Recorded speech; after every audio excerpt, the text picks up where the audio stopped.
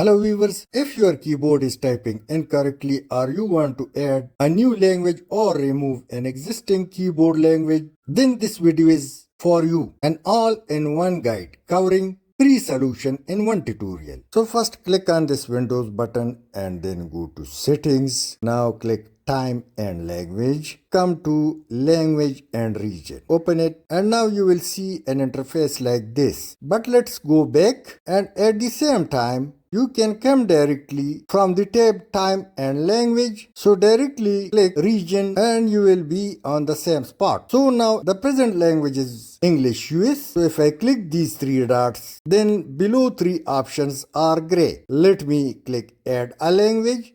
And now this appear. You can do scrolling for selection or let me type English United Kingdom or you can type your own. Let me click English United Kingdom and then click next, and now you can see set as my window display language. You can tick mark over here or you can keep it empty. Click install and now this process will take a little time.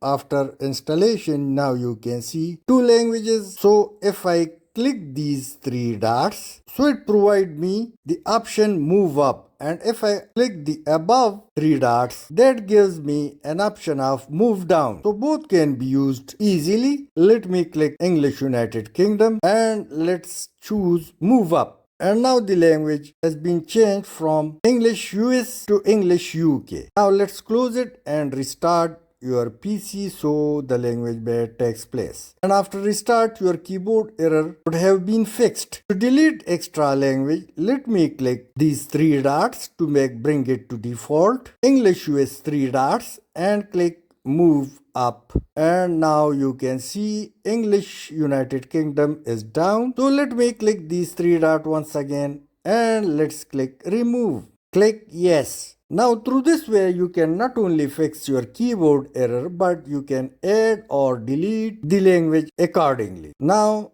after this process, restart your PC and hope you will enjoy it. Thanks for watching. Please share and subscribe.